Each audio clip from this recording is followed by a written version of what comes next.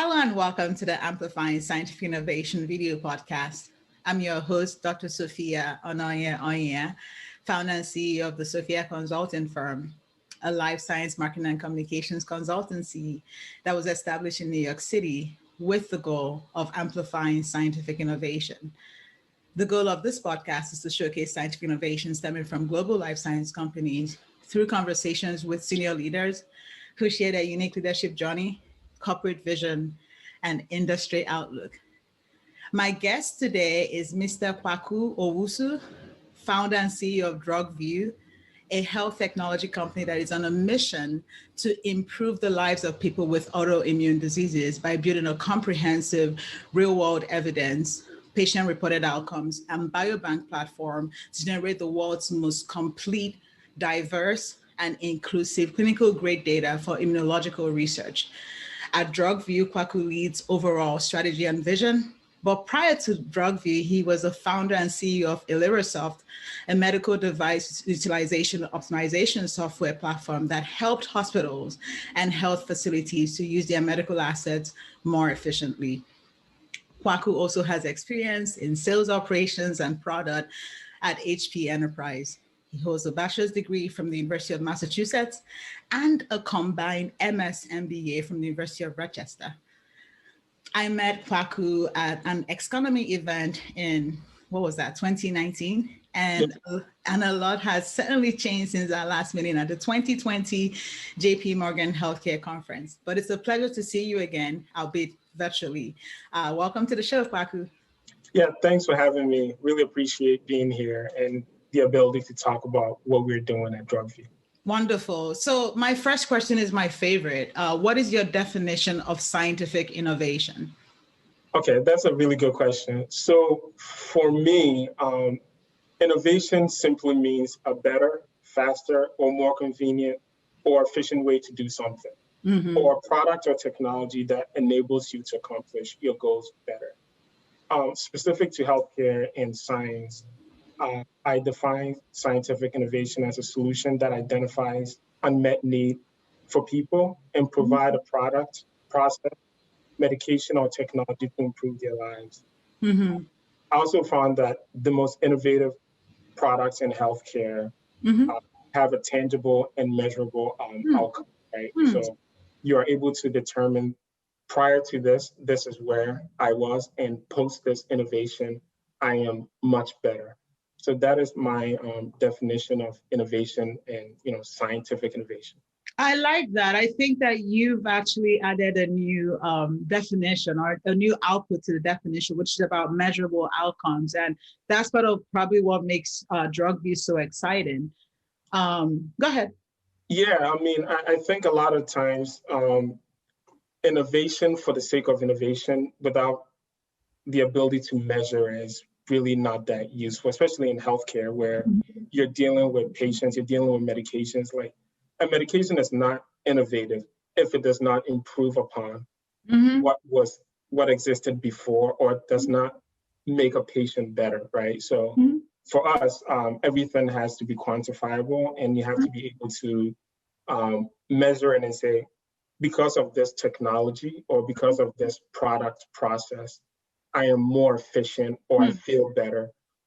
So that's how we define innovation. That's how I define it, and that's how roughly we define it here at DrugViu. I like that. And it's also very scientific, right? Because of the ability to measure those outcomes. Now, I'm curious to know, what would you consider to be your most impactful professional accomplishment prior to your current role as the CEO and co-founder of DrugViu? So as you alluded to earlier, I started a company that helped hospitals optimize how they use their medical devices. And there was also a portion of it that linked product safety and FDA recalls to hospitals. Wow. So it was a way for hospitals in real time to know what is going on with the equipment, see if it's safe.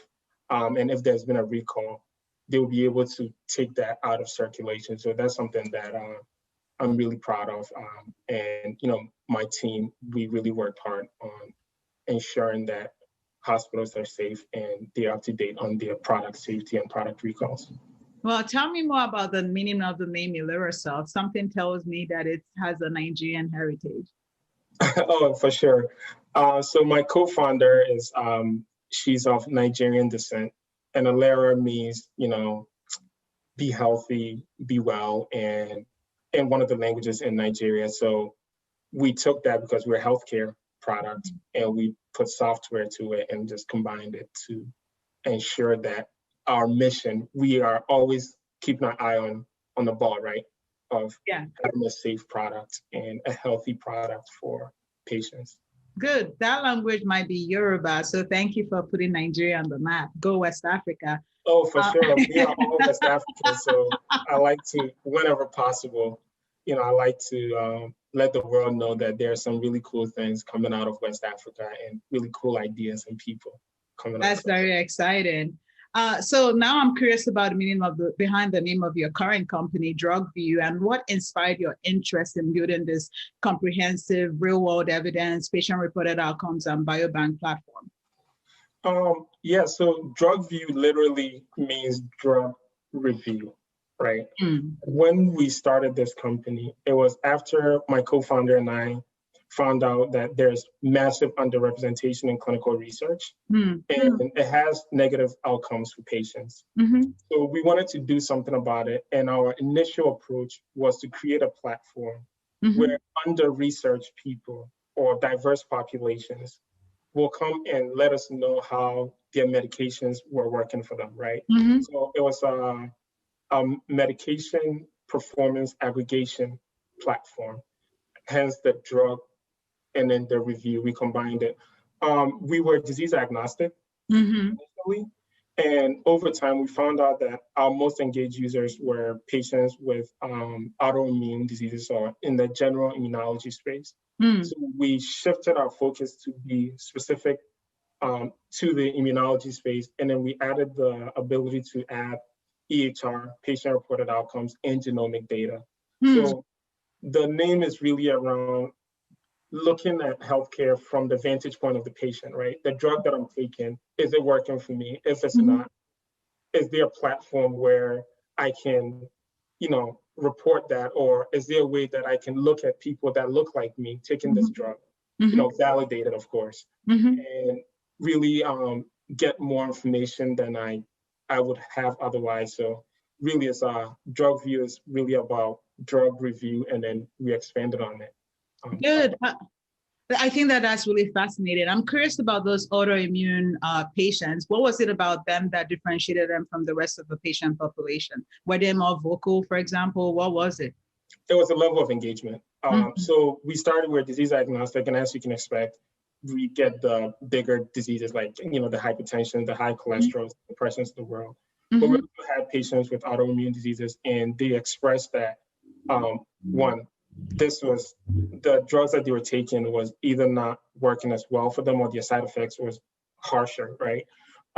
They also expressed that they wanted to get into clinical research at a higher rate than other diseases, and they were just more engaged, right? So that, along with the market forces being, very favorable to autoimmunity right now, we use that to guide us into focusing on autoimmune diseases. And one of the things that we did was that we didn't want to boil the ocean as an earlier stage, company. So we've taken an organ by organ approach, which means that we are focused on a specific area of autoimmunity before we move on to the next. So right now we are focused on neurological, dermatological, and digestive autoimmune diseases. And we're building our data set, working with patient advocates, getting people into clinical trials, and using the data that we're collecting, aggregating and applying machine intelligence to it, and finding insights that we share with researchers and biopharmaceutical companies, right? So that we are essentially expanding the data set on health outcomes and experiences in autoimmunity to be more inclusive and help biopharma make better medicines, right? That represents a wider spectrum of people than the ones that are typically included in clinical research. Downstream and upstream, we use our platform to get patients into clinical research, right? So each patient that comes on our platform, we call them our drug viewer. right, they get their own secure portal. And from there, they can track their contributions to research. I'm sorry about the horn, it's New York City. They can track their contributions to research. They can literally see that Dr. X at, say, NYU is using my data for research. Dr. Y at Mount Sinai is using my data. And then because we have the EHR and patient-reported outcomes, right, we are able to match them to the right clinical trial, right? We match it to the inclusion/exclusion criteria. And then we take care of the back-end stuff to get the patient into the study. So upstream, we are shrinking the gap in representation or underrepresentation in clinical research.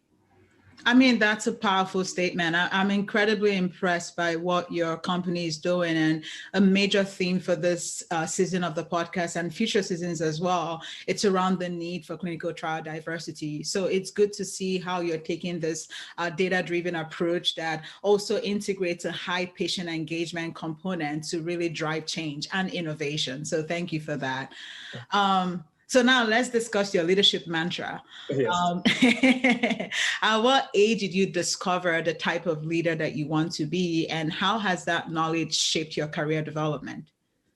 I wouldn't say there was a specific point in time where, I said, okay, this is the type of leader that I want to be. I guess it's a combination of different things, right? This is my second startup. So there's just a lot of lessons that you take on the first one. I'm talking to mentors, finding people that you admire, companies that you admire, and seeing what they do that is different, right? And that works for them, that helps your company grow and have a healthy company culture. So it's just a mix of different things, really, that I guess guides my leadership style. So it's not one specific thing. Okay. So, but what is that leadership mantra? So I wouldn't call it a mantra. Okay. Right? I have a philosophy. Okay. Right. And our philosophy is something that we call like intellectual bravery. Right. And essentially what it means is that everyone is encouraged to dissent, challenge, and really push each other. And regardless of your seniority level, right? It could be your first day at the company, or it could be the CEO and founder of the company. Everyone is free to challenge each other. And the reason why we are challenging each other is that we want the best ideas to rise to the top, because ultimately we are helping patients, right? So we want the best ideas to rise to the top. And we encourage this at the company, and you actually get rewarded, right? For this type of respectful disagreement, right? Other things that we do is that in certain scenarios where we are thinking of new areas to go to, or even like new business opportunities, we elect one person as devil's advocate, right? Like, hey, you are the devil's advocate. Why should we not do this, right? And we never keep the same person the devil's advocate, right? Nobody wants to be the one that is always negative. So we switch it, right? And you have to have a concrete reason for why you are like saying, no, this will not work. And you also, the other side also have to have a concrete reason for why this is the best choice, right? So we are very much collegial, but we are fast-paced, right? We're a startup, super fast-paced, but we're collegial, and we really want to build a culture where the best and the brightest can come and work, and they know that the idea is what is going to carry them, right? Not a bunch of things that are irrelevant to the company, right? So that's my leadership style, and I believe that as a founder and CEO, it's my job to set the tone. Absolutely. As early as possible. Right. We can have a culture of success and a culture of excellence. I love that. It reminds me of this concept of radical transparency that was pioneered by Bridgewater. But I like how for you, you've personalized it within your own organization. I think ideas could really come from anyone. And to make sure that you don't stifle the employee voice, that's really how you're going to encourage innovation. So that's great. So my next question for you, if I remember correctly, we had bonded at an economy meeting and later at JP Morgan, based on our shared heritage, of course, as West Africans and our interest in reducing health disparities. So can you provide a top line overview of the work that DrugViu is doing to generate the world's most complete, diverse and inclusive clinical grade data for immunological research? I know you alluded to that earlier, but could you provide a few more specifics? For example, what role does the J Labs, I believe that your company is part of that. Like, could you tell us just a bit more in detail about the work that you're doing? Oh, for sure. I guess in order to do that, I'll just give a high level overview of what DrugViu is, and then I can get into details. Yeah. So as we have both alluded to earlier, we are a clinical grade, real world evidence and patient-reported outcomes platform, essentially a data science platform in the immunology space. And we are collecting a new data asset, which is the combination of patient-reported outcomes and EHR, right? So patients come to our platform, they give us permission to get their EHR. And from that, we get all that you would expect. So the disease progression, medications, lab work. And then we come back and we say, hey, we noticed that you've been prescribed drug X. Right? Can you tell us how drug X is working for you from your own vantage point? Right? This is the review portion of it. And because we have both the EHR and the patient-reported outcomes, the EHR validates the patient-reported outcome, and the patient-reported outcome enriches the EHR. Okay. We take this data set, apply intelligence to it, and provide it to biopharma and researchers, and get the patients into clinical trials.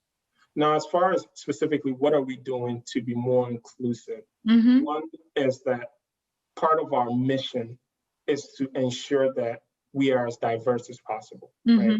The main problem is that there's really a lack of diversity in clinical research, right? The data set out there doesn't reflect America. So when we started, we worked with churches, we worked with community centers, we worked with patient advocates. We work with really through the community and talk to people, talk to the levels of influence in the community, and got them to tell people about what we're doing and why it's important for people with autoimmune diseases to join our platform, or at least give us permission to get their EHR data, which we de-identify the minute that we get it. Okay. The other thing that we do is that we're starting to work with like HBCUs. Okay. Starting to work with FQHCs or smaller facilities that serve a primarily more diverse patient population, right? So through the partnerships that we have forged and through our own efforts, we are able to get a much more inclusive or much more diverse patient population, get them into clinical research upstream, and then downstream, use their data, their health data, to expand the data set on health experiences. So that's what we do. That's great. And what role, you mentioned biopharma, so I'll be curious to know two things, like what types of pharmaceutical companies that you're currently partnering with. And secondly, is there a geographical focus? For example, are you focusing primarily on the Northeast and then expanding to different parts of the country? Would love to learn more about those two things. Yeah, so right now we have our customers and our partners range from biotech, big traditional pharma, academia, and then like other research organizations. So we span the entire gamut. Okay. And within, like immunology is a big portion of almost any biopharma company. So within that, we work with both the commercial and the clinical teams, right? The data that we're collecting, our access to patients, it allows us to both be on the commercial and the clinical side. Okay. And the data that we're collecting is used for a variety of things like augmented post-market surveillance. Things like synthetic control arms, right? Because a lot of autoimmune diseases are rare, right? This is where it really makes sense to have a synthetic control arm. Things around like safety signal detection, things around happiness of the drug by subpopulation, right? And by subpopulation, we can be as minute as possible. Like we go beyond race and gender, obviously. So there's just a lot that we do with our data. House Biopharma expand their ability to make better or newer drugs because you have a large data set. And then once the drug is on the market, see how it's performing in the real world and how happy, their customers or their patients are with that particular drug. Okay. And the geographical focus is probably more just nationwide. It's not really focused on any areas, correct? No. So right now we are focused on the United States. Okay. And we also want to have geographic diversity, right? Part of the issue on why there's such a lack of diversity in clinical trials that they tend to happen in the same places. Yeah. Right. Yeah. They're not at the places they're not the places where most Americans live. Yeah. Or more diverse representative sample of America live, right? So we've taken great pains to have geographic diversity because we don't want to become the problem, right? I know, right? Yes. Right. I love that. And part of the reason why I'd asked that question is I wanted to make sure that the focus is as diverse as possible as well, not just from a patient perspective, but also geographically. So thank you for clarifying. Now, my next question for you is, what unique challenges have you faced as a Ghanaian-American biotech CEO, especially as it relates to fundraising and building strategic partnerships? So fundraising is always tough, right? Like it's tough for everyone, but the data shows over and over and over that it is much tougher for people that look like us. Yeah. To raise funding. Yeah. The second thing is that we are not exactly a traditional biotech, right? We're not creating a compound or anything, right? But we're also not. So we are straddling the line between biology and data. Right. So a lot of times when you're talking to investors, they're trying to place you like somewhere, right? Yeah. Yeah, somewhere. So we have to have a very specific type of investor, right? One that gets data, gets what we're doing. And so the combination of that makes it more difficult to get the funding that we need. So for us, our funding journey has been interesting. Raising capital in the middle of COVID is really, really tough, right? But we did it. We were able to raise our seed round, and we've been able to get the capital that we need to really grow, and we are super excited about it. But I just want to make it very clear that it's hard to raise capital, no matter who you are. But if you are Black, it's much harder. And I'm hoping that as there is more and more success from Black, Hispanic, women, Native Americans, underrepresented populations in tech, it changes the landscape a little bit. And people start to see more examples of a Black company having an exit, right? That company having an exit, a Native American company having an exit, and break down some of that barriers that exist, because it's really ridiculous, because we should be judged by the strength of our idea and the team, right? This is a team that you believe can scale. There's all this implicit stuff that is really a hindrance to us, but it's also a hindrance to the industry, because we are all like, for us in biotech, data science, we have a pretty straightforward mission, right? We want to create either medicines or technologies that help deliver medicine to people. It's pretty straightforward. And I think what shouldn't hinder us as who we are, right? I know. I know. So, yeah. I know. You couldn't have said that any better. And obviously, I completely agree with you. I'm fortunate that the organizations now, like the Ernst & Young, they have an Entrepreneurs Access Network. And that was something that was launched last year. And as a business owner, I was lucky to be selected into that, because the whole idea is exactly what you said. How do you transcend barriers, and how do you scale for Black and as well as for Latinx businesses? Because we know historically that data that showcase how difficult it is to do that. And obviously, if you cannot sustain the funding, you're not going to be out of business sooner rather than later. So thank you for giving that very candid response. So the follow-on question to that, and I think you're going to do a pretty good job with that as well, is what advice might you have for young people who might be interested in a career in science, technology, engineering, math, the STEM career? What advice might you have for them? Well, I think that there's been no better time in like all of history to want to be like get into STEM right now, right? If you look at the major inflection points in history, a majority, like an overwhelming majority of it has been times where technology changed, right? Or times it's been driven by STEM, really. And right now, we're not having those inflection points every like 500 years or 200 years or 50 years. It's happened quite a bit.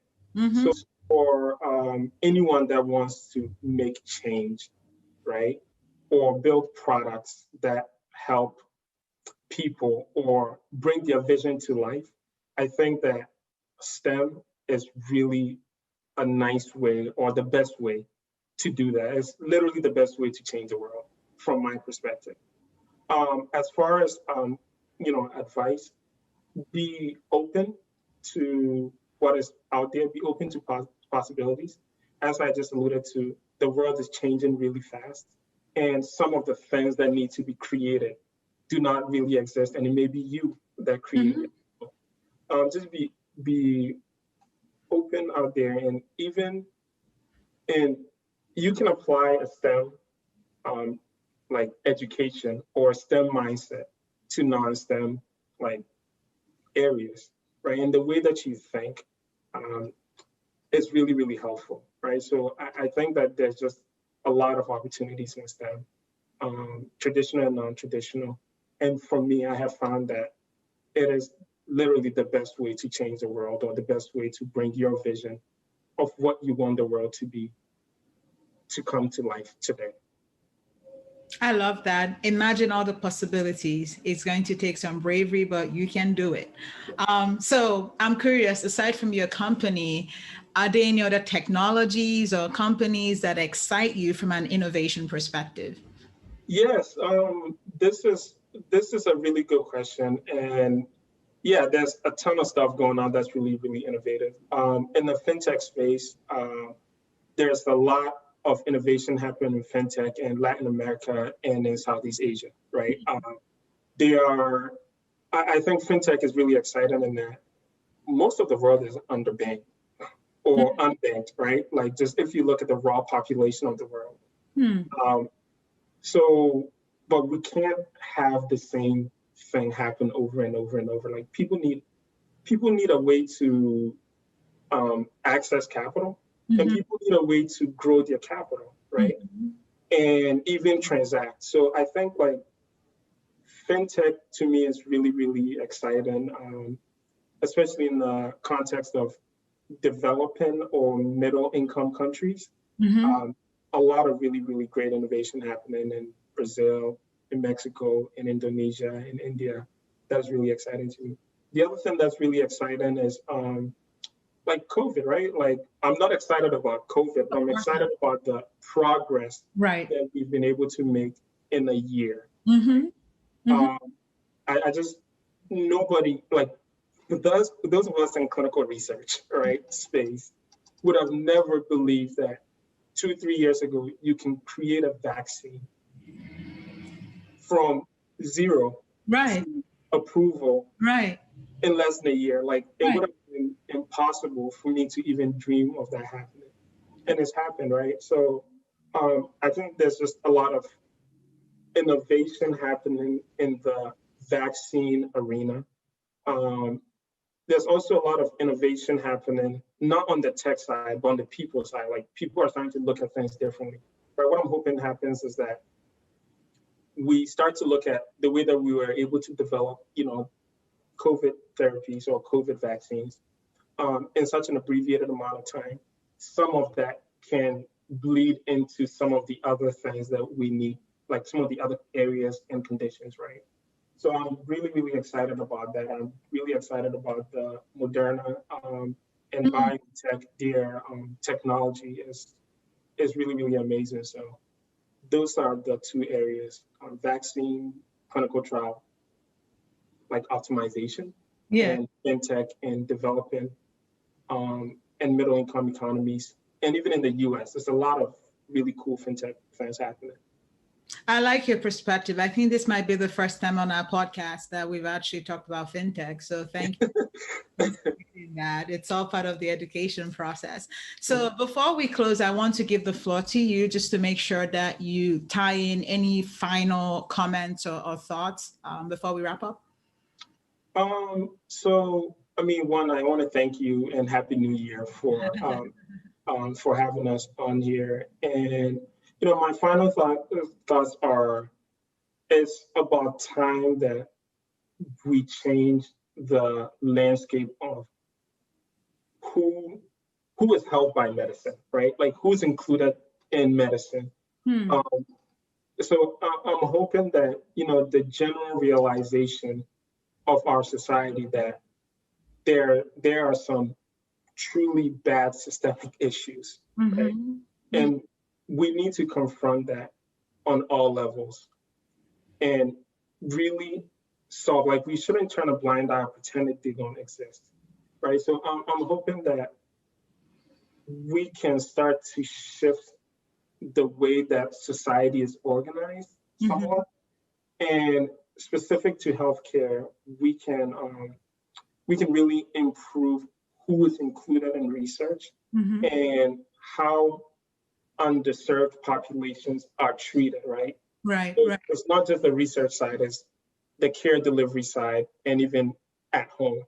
So I'm just hoping that we can have a better and more equitable healthcare system going forward.